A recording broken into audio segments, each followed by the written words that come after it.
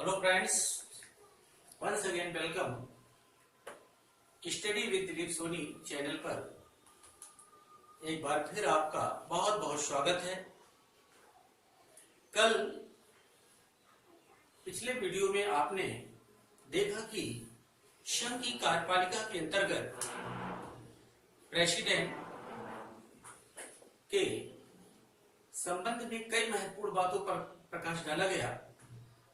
आज president part 2 के अंतर्गत कई महत्वपूर्ण बातों पर हम लोग चर्चा करेंगे। राष्ट्रपति एक तरफ जहां देश का संवैधानिक प्रमुख है, head of state of India है, देश का राज्याध्यक्ष है, फर्स्ट सिटीजन ऑफ इंडिया, देश का प्रथम नागरिक है, फर्स्ट प्रोटोकॉल ऑफ इंडिया, राष्ट्रपति के प्रक्रिया भी उतना ही महत्वपूर्ण है।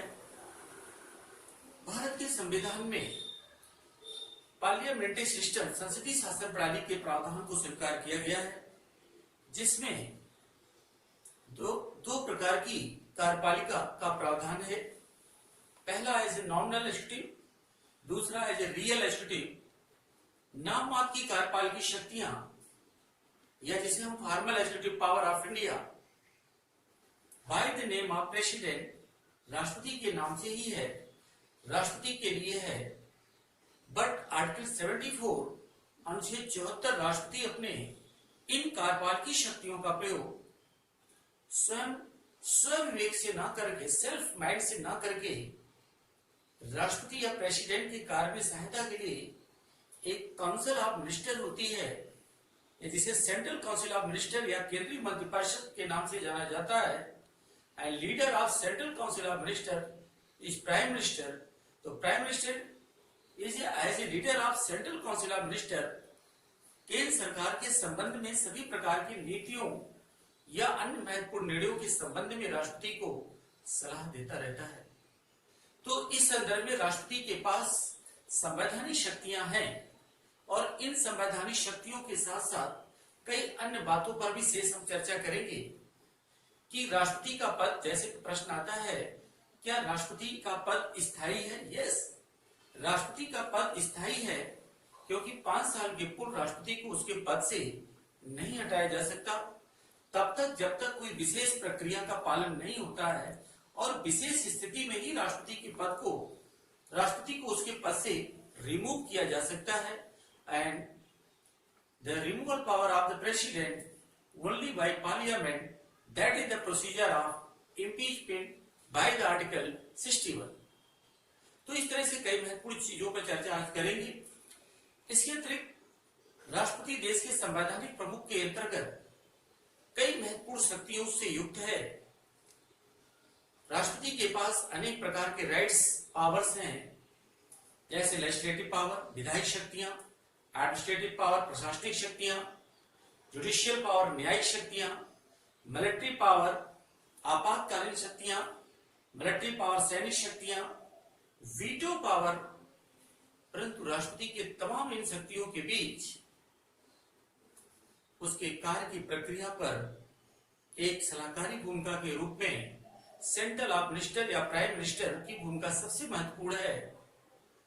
तो सिविल सेवाओं की परीक्षाओं में प्राय मुख्य परीक्षा के अंतर्गत एक प्रश्न प्राय पूछा जाता है कि राष्ट्रपति के क्या अधिकार और शक्तियां हैं। What is the right and powers of president of India, explain it. तो इसे आपको एक लिमिटेड वर्ड में व्याख्या करना होता है।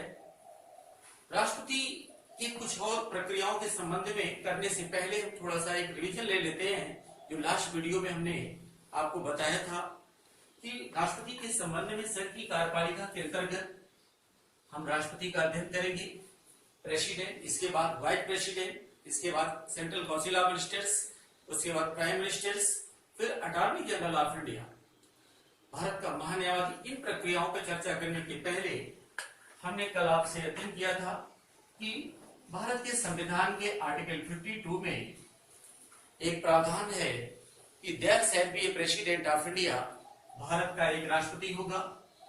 आर्टिकल 53 आर्टिकल 53 के अंतर्गत ये चर्चा किया था कि संघ की सभी कार्यपालकी शक्तियां राष्ट्रपति के पास है, राष्ट्रपति में निवास करती हैं। By the constitution all the executive power of union by the president but practically that is used by consultant of central council of minister. और तीसरा हमने अध्ययन किया था कि राष्ट्रपति के चुनाव, इलेक्शन ऑफ प्रेसिडेंट, राष्ट्रपति का निर्वाचन, इलेक्शन ऑफ प्रेसिडेंट। तो मित्रों, इलेक्शन ऑफ प्रेसिडेंट के अंतर्गत एक प्रश्न आता है कि who are participate in the election of president, राष्ट्रपति के निर्वाचन में किसे भाग लेने का अधिकार है। तो मित्रों, कल हमने इसको क्लियर किया, only elected member of the parliament, संसद के केवल निर्वाचित सदस्य, and all the elected member of the legislative assemblies, all the elected member of the legislative assemblies of state government and territory states is participate in the election of president. It means राष्ट्रपति के चुनाव में संसद के दोनों सदनों के केवल निर्वाचित सदस्य तथा देश के सभी विधानसभाओं के निर्वाचित सदस्य ही भाग लेते हैं। दूसरा, एक सावधानी के रूप में हमने कहा था, नो एनी नॉमिनेटेड मेंबर, कोई भी मनोनीत सदस्य, एंड एनी इलेक्टेड और nominated member of the legislative council, यदि किसी राज्य में विधान परिषद है तो विधान परिषद का कोई भी सदस्य, चाहे वो मनोनीत सदस्य हो चाहे वह इलेक्टेड हो, वह राष्ट्रपति के चुनाव में भाग नहीं लेता। दूसरा, एक प्रश्न आता है कि what is the manner of election of president, राष्ट्रपति के निर्वाचन की प्रक्रिया। ये मेंस के लिए भी इंपॉर्टेंट, सो मच इंपॉर्टेंट है। तो कल हमने इस पे चर्चा किया था राष्ट्रपति के निर्वाचन की मैनर के विषय में, रीति के विषय में, आर्टिकल 55 में, कि राष्ट्रपति का निर्वाचन proportional representation with single transferable vote system, आनुपातिक प्रणाली के एकल संक्रमणी मत पद्धति के द्वारा होता है।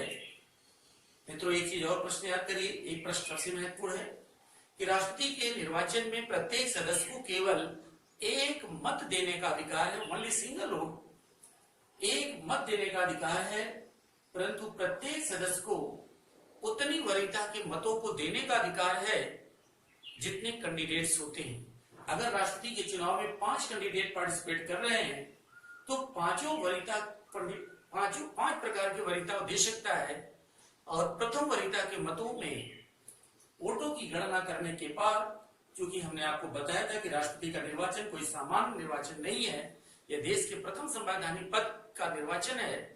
अतः राष्ट्रपति को विजेता होने के लिए कुल डाले गए वैध मत का 50% प्लस 1, मिनिमम 50% प्लस 1, या समस्त डाले गए वोटों का आधे से एक अधिक वोट प्राप्त करना आवश्यक है। यदि प्रथम वरीयता के मतों की गणना करने के पश्चात यदि किसी भी प्रत्याशी या कैंडिडेट को राष्ट्रपति के पद पर जो चुनाव लड़ रहा है, यदि 50% या आधे से एक अधिक मत प्राप्त नहीं कर पाता है तो द्वितीय मतों की गणना की जाती है। जैसे पिछले वीडियो में हमने आपको बताया, आप उसको नहीं देखे हैं तो देख लीजिए।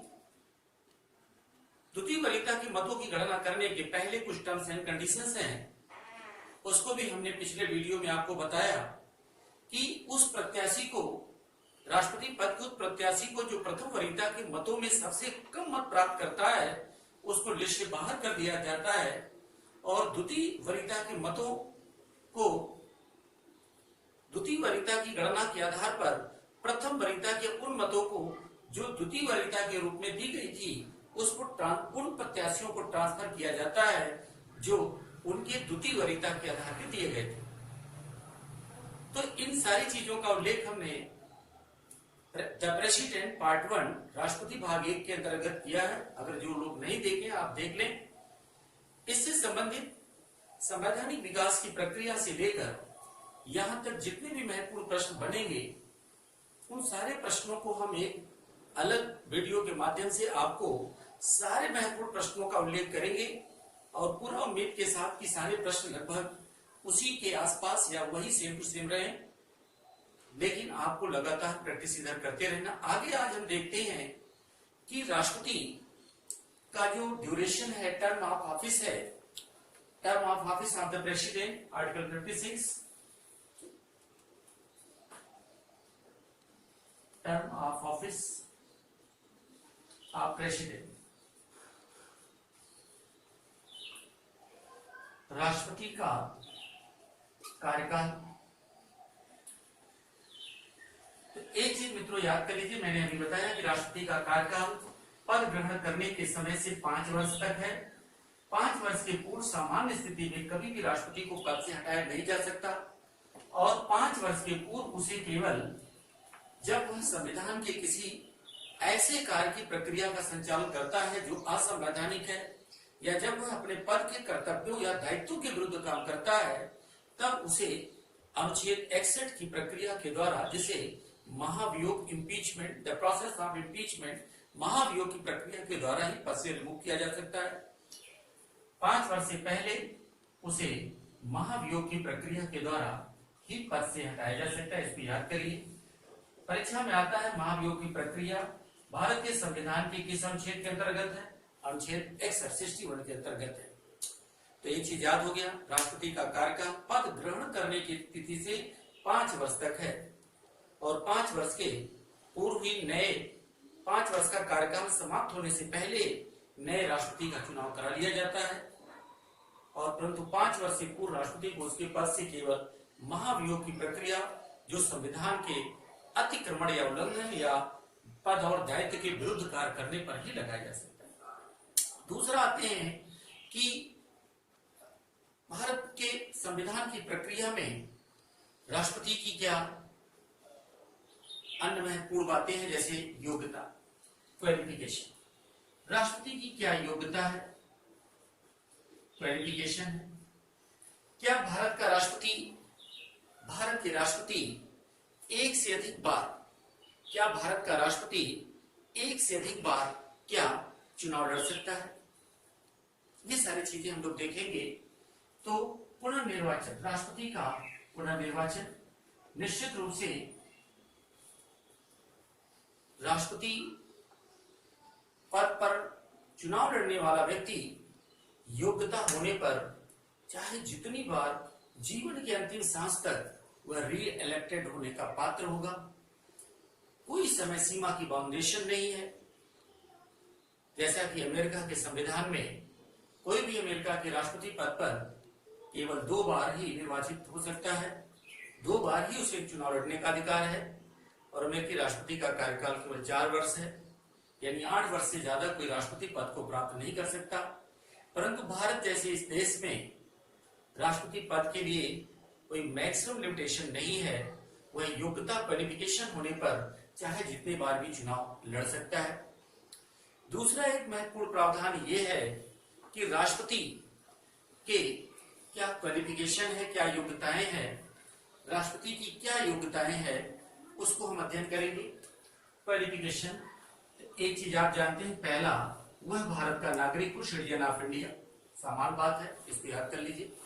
वह भारत का क्या हो, नागरिक हो। दूसरा एक चीज याद करना है कि दूसरा, he is not less than 35 years old. ऐसा व्यक्ति जो 35 वर्ष की आयु प्राप्त कर लिया है वह राष्ट्रपति पद के लिए निर्वाचित हो सकता है, यानी न्यूनतम 35 ईयर्स ओल्ड हो, परंतु अधिकतम आयु सीमा का कोई लिमिटेशन नहीं है। तीसरा एक महत्वपूर्ण है, वह किसी भी लाभ के पद पर ना हो, वह पागल, दिवालिया या दोषसिद्ध ना हो। लेकिन एक चीज आप याद कर लें तो आपका काम शेष चल जाएगा कि राष्ट्रपति एक ऐसा व्यक्ति हो जो किस तरह का हो, जो लोकसभा की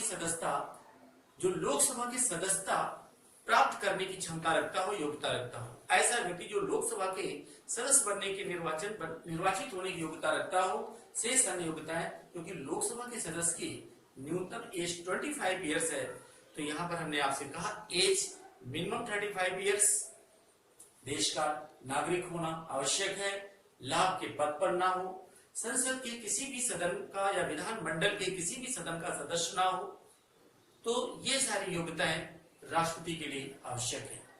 दूसरा एक महत्वपूर्ण आता है कि राष्ट्रपति कि पद की जो शर्तें हैं, टर्म्स एंड कंडीशंस हैं, वह टर्म्स एंड कंडीशंस यही है, वह संसद या विधानमंडल के किसी भी सदन का सदस्य ना हो, और यदि है तो पद ग्रहण करने के पहले उसे उसके पद से त्यागपत्र देना होगा।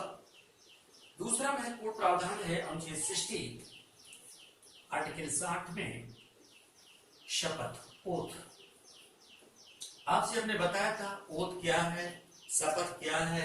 यह एक नैतिक क्रिया है, शपथ एक नैतिक मूल्य है, यह एक नैतिक बाध्यता है, एक नैतिक बाध्यता है जो कुछ मूल्यों से सीमित होता है। नैतिक मूल्य क्या है जिसे हमें पालन ईश्वर के नाम से करना होता है।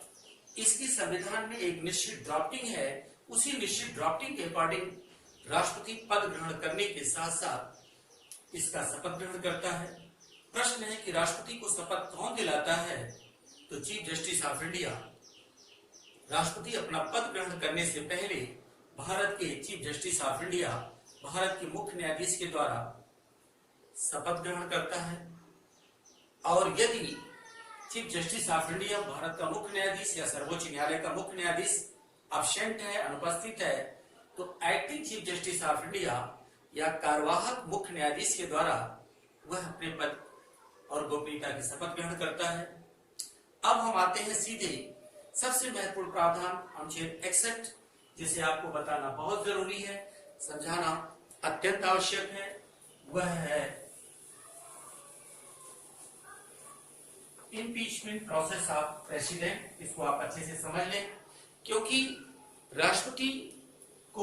राष्ट्रपति का कार्यकाल जैसे हमने कहा 5 वर्ष है। 5 वर्ष के पहले उसे केवल इम्पीचमेंट प्रोसेस या महाभियोग की प्रक्रिया के द्वारा ही पद से रिमूव किया जा सकता है।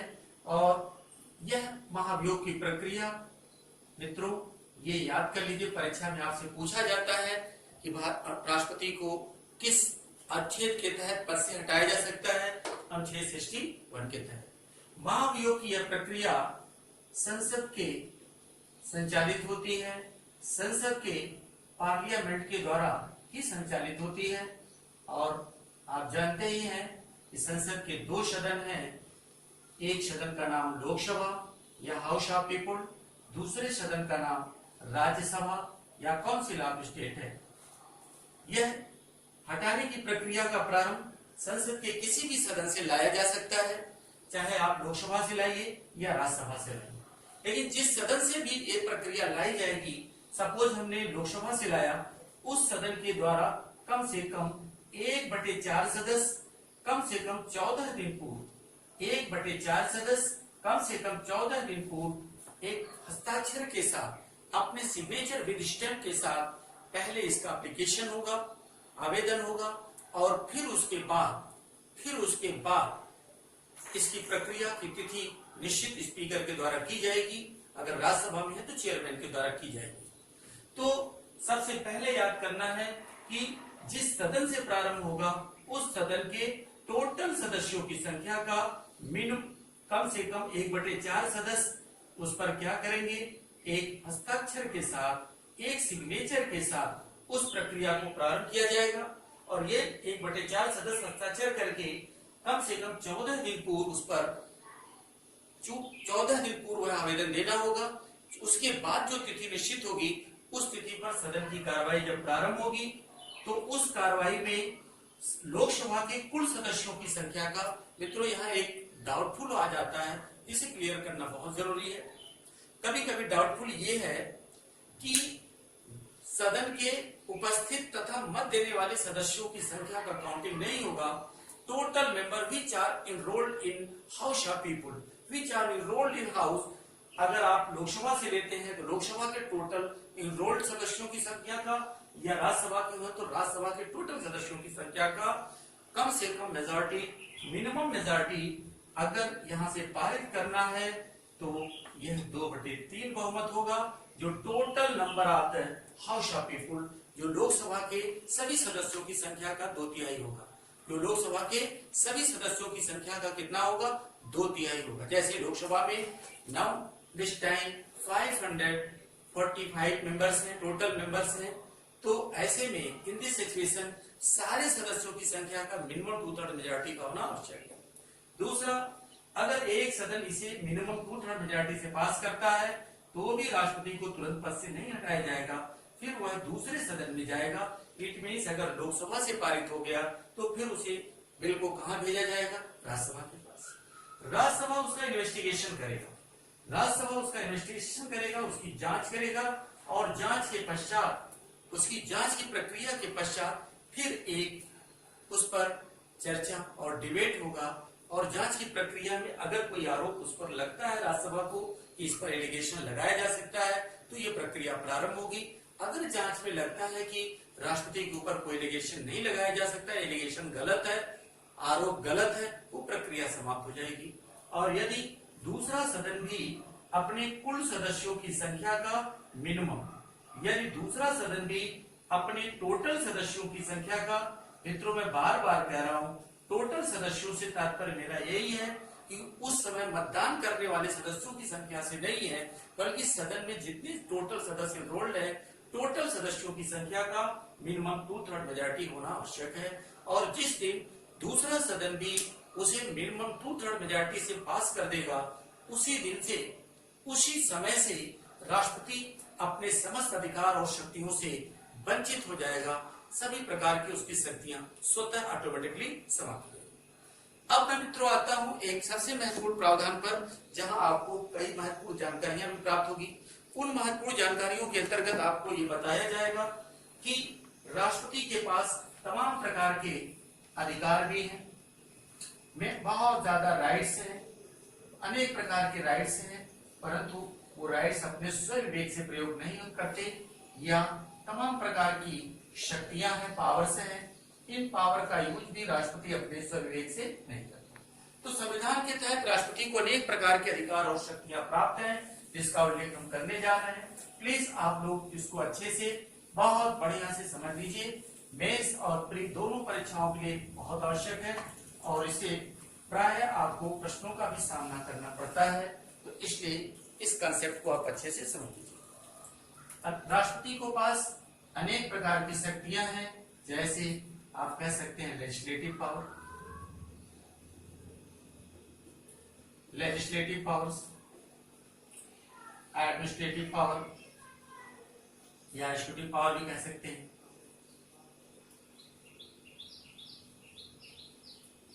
एग्जीक्यूटिव पावर्स, आप जुडिशियल पावर भी कह सकते हैं,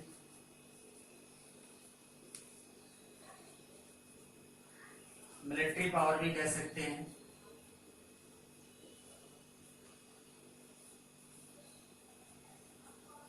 वीटो पावर भी कह सकते हैं। इस तरह से अनेक प्रकार की शक्तियां हैं। तो सबसे पहले हम लेते हैं विधायी शक्तियां। विधायी शक्तियां, राष्ट्रपति के पास विधायी शक्तियां हैं। विधायी से तात्पर्य विधि या कानून से संबंधित। विधायी से तात्पर्य क्या है? कानून या विधि से संबंधित। ऐसी शक्तियां जो कानून या विधि से संबंधित है, वो विधायी शक्ति है। मित्रों, आप जानते हैं कि संघ की विधायिका संसद का प्रारंभ कैसे होता है? आप जानते हैं कि प्रत्येक वर्ष संसद का जो बजट सत्र है, उस सत्र का प्रारंभ, यानी संसद के प्रत्येक सत्र का प्रारंभ और संसद के प्रत्येक सत्र का समाप्ति राष्ट्रपति के ही द्वारा होता है। यानी विधायी शक्तियों का प्रारंभ राष्ट्रपति के द्वारा। सरकार अपने एक वर्ष के लिए समस्त प्रकार के आय और व्यय का जो लेखा जोखा एज ए बजट के रूप में लाती है, उस बजट का प्रेजेंटेशन भी राष्ट्रपति के ही द्वारा होता है, उस राष्ट्रपति के संबोधन से होता है। राष्ट्रपति बजट के उस बजट सत्र में दोनों सदनों को संयुक्त रूप से एड्रेस करता है, संबोधित करता है, और जो थैंक्स मोशन या धन्यवाद प्रस्ताव के रूप में आता है। दूसरा, संसद के द्वारा जब दोनों सदनों से कोई भी बिल या विधेयक जब पास हो जाता है, पारित हो जाता है, तो आफ्टर सिग्नेचर द प्रेसिडेंट, राष्ट्रपति के हस्ताक्षर के बाद ही वह बिल कानून का रूप धारण करता है। और आप कह सकते हैं कानून बनाने की प्रक्रिया में राष्ट्रपति का हस्ताक्षर कितना महत्वपूर्ण है। और एक महत्वपूर्ण प्रावधान याद और कर लीजिए कि ऐसे समय जो हमारा सेशन है, generally 3 type of the session of parliament. सामान्यतः 3 सत्र होते हैं, बजट सेशन, मानसून सेशन और विंटर सेशन, शीतकालीन सत्र। तो ऐसे समय जब सत्र नहीं चल रहा होता है, when the session is not in running situation, जब विधानमंडल के सत्र नहीं चल रहे होते हैं और उसी समय हमें कोई कानून की आवश्यकता होती है, तो राष्ट्रपति अध्यादेश के द्वारा अध्यादेश जारी करके अनुच्छेद 123 के अंतर्गत अध्यादेश के द्वारा वह कानून पारित कर देता है। यद्यपि राष्ट्रपति की इस अध्यादेश के द्वारा जो कानून प्राप्त होता है वह उतनी ही शक्ति और प्रभाव रखता है, परंतु उसका duration, maximum duration 6 month plus 6 week है। यानी इसके अंतर्गत वह अध्यादेश से बना कानून विधायिका से पारित होना आवश्यक है, अन्यथा इस तिथि के समाप्त होने पर वह स्वतः समाप्त हो। तो अनेक प्रकार की विधायी शक्तियां हैं, ये आपने देखा है। दूसरा हम आते हैं कार्यपालिकी शक्तियां। कार्यपालिकी शक्तियों में आप देख सकते हैं कार्यपालिकी शक्तियां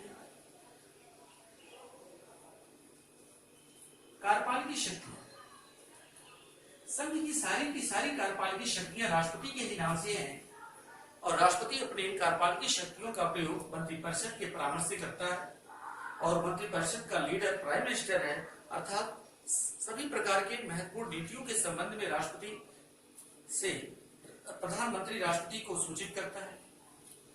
लोकसभा के आम चुनाव के पश्चात, after general election of the house of people, Lok Sabha के आम चुनाव के बाद जिस पॉलिटिकल पार्टी को मेजॉरिटी प्राप्त होती है उसके लीडर को राष्ट्रपति ही प्रधानमंत्री के रूप में नियुक्त करता है और प्रधानमंत्री के परामर्श से अन्य मंत्रिपरिषद के मंत्रियों की नियुक्ति राष्ट्रपति करता है।